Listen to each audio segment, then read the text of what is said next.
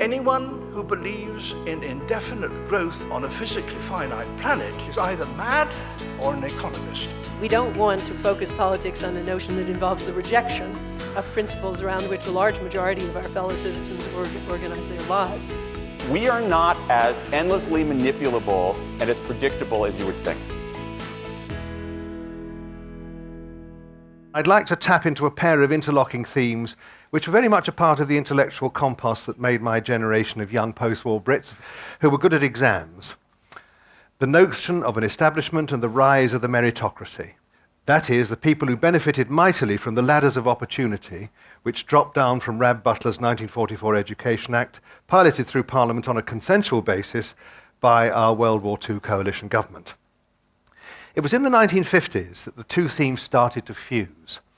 In the early part of the decade, the historian A.J.P. Taylor and the political commentator Henry Fairley revived the idea of a shadowy yet potent British establishment which exerted an ill-defined and intangible yet real effect in public, political and cultural life. And writing at much the same time, the historical sociologist Michael Young was working on The Rise of the Meritocracy.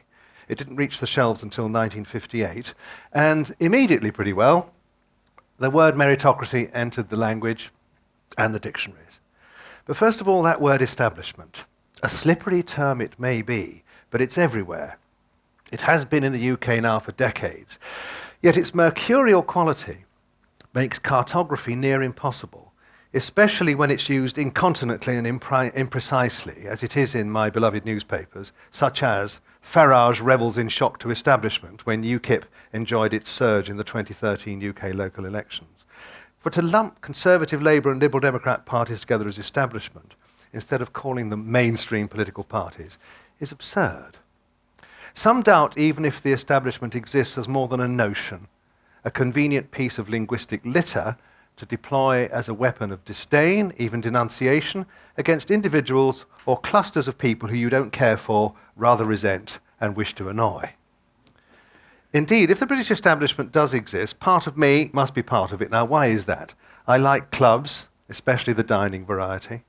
I have a fondness for traditional institutions, and when Parliament is sitting, I spend a good part of the week in the House of Lords, which many might see as the establishment's debating chamber, canteen, broadcasting service and retirement home all folded into one.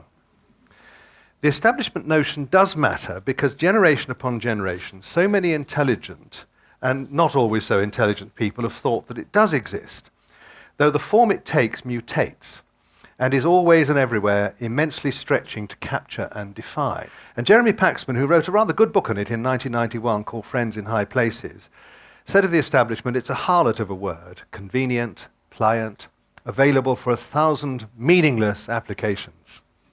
Yet we Brits, I think, have always had a certain idea of the establishment as an inner track of people who fix things discreetly, unavowedly, and unaccountably before, or behind rather, carefully painted camouflage, giving a whiff of genteel conspiracy, perhaps even a dash of insider trading in the influence market.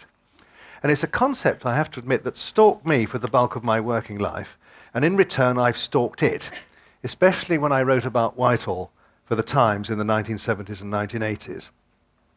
In the mid-1970s, for example, the incomparable David Butler introduced me to his fabled seminar at Nuffield on British government and politics as the gossip columnist of the British establishment. Now, I was faintly irritated by this at the time, but had to admit there was something in it. I acquired my first notion of the British establishment, as I suspect one or two of you here did as well, by reading Anthony Sampson's second The New Anatomy of Britain, published in 1965, which I received as a sixth form prize. In his first edition, 1962, Anthony set out to find it across a huge range of British institutions and professions.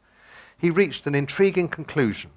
Not only did he dismiss conspiracy theory, Anthony declared that my own fear is not that the establishment in Britain is too close, but that it's not close enough.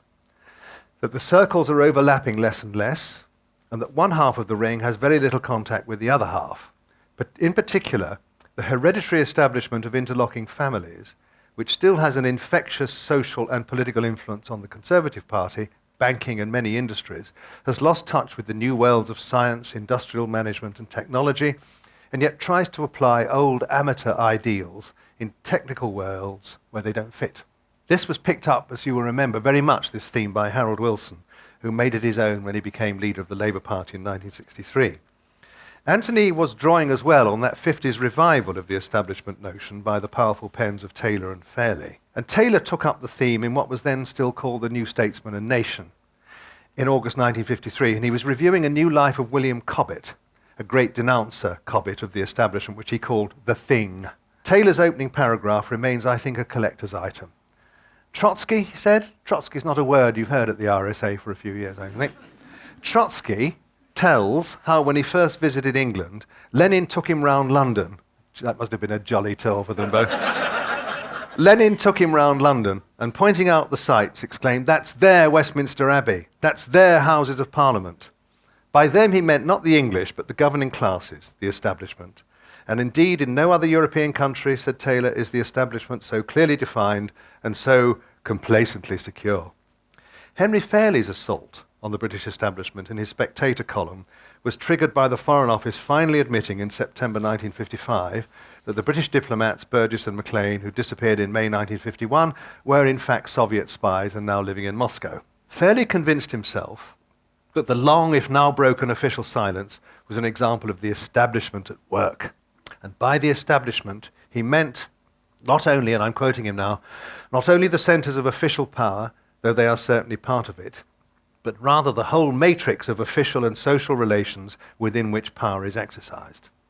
In the mid-1980s, I tried to pin at least part of the establishment matrix down when I wrote a pamphlet for the Policy Studies Institute called The Great and the Good, an inquiry into the British establishment. And my cunning plan of Baldrickian proportions, or so I thought, was to trace the tribe that had peopled royal commissions and committees of inquiry since the Second World War, and to pen mini-biographies of a trio of outstanding princes, because they were nearly all blokes then, of greatness and goodness, John Anderson, Cyril Radcliffe and Oliver Franks, grand inquirers all. Now this was a promising approach at the time, but soon became less so, as successive governments rather gave up on royal commissions and committees of inquiry, reaching for task forces, czars, focus groups, and relying on the newer think tanks of varying quality that bloomed in the 70s and early 80s. And the establishment concept has been made still more elusive over the past quarter of a century by the rise of the new political economy, the post-Big Bang city, hedge funds and all that, plus an electronic media explosion driven by new technologies, alongside the grander newspapers, not to mention the New Britain young country again banalities of New Labour, which made my toes curl. I can barely get them out of my mouth, actually, which held the field for a little while amongst the more credulous in British society. And something which I could never grasp called the third way, any more than I can grasp the big society. I think it must be me. When politicians go for visions, I reach for I'm not sure what. Having been brought up as a Catholic boy in the 50s, it's difficult because visions were confined to mystics who were by definition incomprehensible and usually in silent orders. These novel and sometimes proudly and avowedly non-establishment developments intrigue me afresh in this spring. The first occasion was when Jonathan Hill, the leader of the House of Lords, opened the tributes to Lady Thatcher by recalling 1975 when, as Jonathan put it, this non-establishment figure had become leader of the establishment party. And later in the month, while underwater with the Royal Navy in a submarine off the Firth of Clyde, I was talking to the commander, Captain John Aitken, and we were talking about, in fact, a young officer had asked me about the establishment. Are you a member? I said, if it exists, I must be. But the captain said, the true meritocracy is the submarine service. But shortly afterwards, I was walking to a dining club, which I think, if the establishment exists, is a citadel of it, with one of our greatest and nicest scientists. And I told my scientist friend about my establishment, a submariner asking me about the establishment. And he said, if Anthony Sampson went looking for it now, he would find it completely different in the hedge funds, in the media, the sort of people who would think that academia and the clubs are the ancien regime. And my greatly admired friend set me thinking, and I said, if the establishment exists, you and I are part of it. In fact, I reckon there is, to be honest, a permanent element at the core of the British establishment, a kind of gyroscope, which embraces the grand old professions like the law and the civil service, though the latter is a bit frayed at the moment, the House of Lords, especially the cross benches where I sit, where you have the former chiefs of the defence staff, law lords, Queen's private secretaries and cabinet secretaries and fellows of the Royal Society. Now, the reach and clout of these ancient institutions and tribes may fluctuate, but they never truly fade, let alone disappear. While around this rooted inner core, as I would conceive it, there swirl transient elements in the media, the financial world, and the celebritocracy in constellations that vary generation upon generation. But the great lawyer Cyril Radcliffe was profoundly irritated by the establishment notion. And if it existed, he was honorary chair, I always thought. Writing in 1961, when the satire boom Beyond the Fringe and all that was just starting, he said, "Let a fairy grant me my 3 wishes. I would gladly use them all in one prayer only, that never again should anyone using pen or typewriter be permitted to employ that inane cliché, establishment." I fear that Lord Radcliffe, up there in the Supreme Court in the sky, is doomed to disappointment. We Brits will never ever give up on the establishment as a notion. It's deep within us. And it's a theme that's had more comebacks than the Rolling Stones. For all the angry words, the denunciations, the parodies, and the conspiracy theories, we nurture it. We almost cherish it. Now, why is that? Because quite apart from the fun of trying to determine who is or isn't in it in each generation, it brings fascination to the curious. It's a target for venting, and we all need one of those. And therefore, catharsis to the resentful, and it's a wonderful stimulus to the conspiracy theorists. They love it. The British establishment, like that great cathedral of a British constitution, which it serves as a kind of flying buttress, is Cobbett's thing, but it's also a thing of magic, mystery, and fantasy. But if I were to attempt a volume on establishment studies now, it would be suffused too by the twin theme of meritocracy, which I mentioned a moment ago. I first felt the punch of meritocracy, not in Michael Young's pages, that came later, but in Anthony Sampson's Anatomy. And there it was, meritocracy, with its attendant fissile formula, IQ plus effort equals merit. Now, as a grammar school boy and a bit of a swot, though I spent great efforts trying to conceal it, and a classic product of the 1944 Education Act, I smelt not a whiff of anything wrong with that equation. For me, it was a manifesto and a self-evident truth, rather than a warning, as Michael intended it to be, of what the unbridled pursuit of meritocracy could do. And not until I read his 1958 classic did I really inhale the fact that it was a warning, that Michael was foreseeing another and once established irreversible social and economic deprivation that would, in my words, not Michael's, rank alongside William Beveridge's famous 5 giants on the road to reconstruction of his report of 1942, ignorance, idleness, disease, squalor, and want. For Michael Young did see the possible rise of a society which valued intelligence above all other characteristics as a giant blemish, a society in which the intellectual haves regard the also-rans and have-nots with disdain and without a trace of the noblesse oblige or compassion that had mitigated some of the worst effects of the ancien regime of an aristocracy based on blood and inherited wealth rather than the little grey cells. If we could rise or have risen by our own efforts, hoisted up by our own synapses, so could they, if they put their minds to it, now that higher education is increasingly available. That was the meritocrats' cry. Now, Michael was an extraordinary man. He had a great sense of kinship, both in locality, his famous books on the East End, but also in terms of the country as a whole. I think there was a link between Michael's notion and George Orwell. George Orwell's wonderful line in The Lion and the Unicorn in 1941, that England is a family sometimes with the wrong members in charge. And Michael, I think, felt that very profoundly. I think there's a great work to be written by somebody, not me, because I'm not a social scientist. As you can see, I do gossip and stories, because I'm a historian. I belong to the Max Bygrave School of History. I want to tell you a story. I'm not one for numbers and charts and things. It's all a bit difficult for me. But somebody who is both a historian and numerate, and social science trained as well. There's a wonderful book of cartography to be written on mapping meritocracy and linking it to the establishment notion since the passage of the 1944 Education Act. And I hope somebody will do it. What the ingredients that he or she might inject into the study. Here are a few thoughts. First, look at the ocracies that rose, which Michael Young didn't foresee. And this is not a criticism, because he foresaw so much. For example, celebritocracy, being famous for being famous. When Michael published, there were only about 2 of them. One was Lady Docker. Do you remember Lady Docker with the gold-plated Daimler who used to invite miners onto her yacht in Poole Harbour? And Gilbert Harding, who was professionally curmudgeonly on those terrible quiz shows that we've never managed to get rid of. The rise of the mediocracy, can't think of a better word. In another, way, with its attendant professions, if that's the right word, I'm not sure it is a profession, of public relations in all its varieties, the rise of the consulting profession, which is Orwell country because they've stolen our language in most institutions, including universities. Even universities have mission statements and write in that language. Another rich mix would be the mingling of the establishment notion with that idea of the rising meritocracy, because it does swell, there's no question about it, and it appears as linguistic litter, as Jeremy Paxman said, but it appears in the more serious treatments as well. And also, it would be interesting to test out whether Michael Young's friend Daniel Bell, the great American sociologist, was right in a nice touch of J.S. Bach when he said what we need is a well-tempered meritocracy. In other words, a meritocracy with a conscience. Michael was predicting, I think, in a way, the rise of what we would now call the knowledge economy. And he got that right.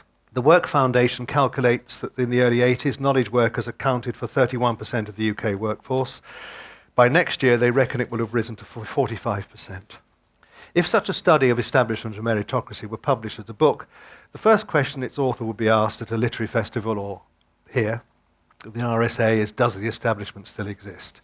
I think it does, as you can see, but it's characteristically mercurial, many mutant forms. Pretty well every profession has an establishment of its own, usually unavowed, but consisting of the bigger current players plus the fading eminence grise. I don't think there is a meta-establishment which somehow emerges above the plethora of mini-establishments, certainly not these days, capable of exerting in a real, if intangible way, a remarkable sway. Interestingly enough, and I'll finish with this, I had a chance to ask David Cameron about this the other day. So I said to him, does the establishment still exist? I said, is there such a thing as the British establishment these days? And this is what the Prime Minister said on the record. Yes, but not in the same way as there used to be. I think there used to be in the sense that there were a certain group of people from particular schools and universities who ran this sort of organisation and that organisation and the other organisation, and as a result, that was the establishment. I think now there are lots of establishments. There's an establishment at the top of the media. They're all slightly different, you know. So I say, not an overarching one anymore? David Cameron? I don't think so. There are sort of overlapping ones. They all need to be challenged. They all need to open up. They all need to allow people to break through. And there are some that are healthier than others, as it were, but I don't think there is an overarching one in the same way. Interesting answers, those, I thought. Quite an intriguing new text for the practitioners of establishment studies, not least because the current serving Prime Minister believes at their quarry the establishment exists, albeit in a multiple, somewhat fragmented form. You had a fascinating quote from David Cameron in which he seemed to suggest he thought transparency was one of the answers, maybe with a dash more meritocracy. Is he right? Is that all it is? Well, I think it's pretty transparent now. The trouble is, people are so credulous, having given largely an organised religion in the UK, or in England anyway, they'll believe anything. And people want to believe the tarted up version. They want nature to imitate art. And it's a prosaic, sloggy reality, isn't it? I mean, government, as Victor Rothschild used to like to quote Aldous Huxley, is routine punctuated by orgies. But people are only interested in the orgies, and so it gives an entirely false impression of what it's like. Well, I think it does anyway. But historians say that because we live in the archives. We're sloggy people. We go through all the entrails, and not the sort of grippy bits. The one I wished I'd thought of writing when I knew some of you first is a history of gossip and rumour, the impact of it on politics in the UK. And to do it, I would have had to have kept a diary every weekend from the first moment I became a political correspondent in the dreadful lobby, to capture it. And you get it in people's diaries, and Private Eye gives you a bit of it. But to do a proper history, you'd have to write it up as you went along. And it would be a classic work. And as you know, as a political journalist, there are some weeks when even the jaded old husks in the lobby will believe almost anything. And these rumours take on a life of their own. Of course, the shock is when they turn out to be true. And when transparency happened, because the press took the gloves off, all sorts of things that one or two people knew became common currency. Yeah. But that's the book that I will never write now, and it's a great pity, because I'd really love to have done that. I define contemporary British history as gossip with footnotes, you see.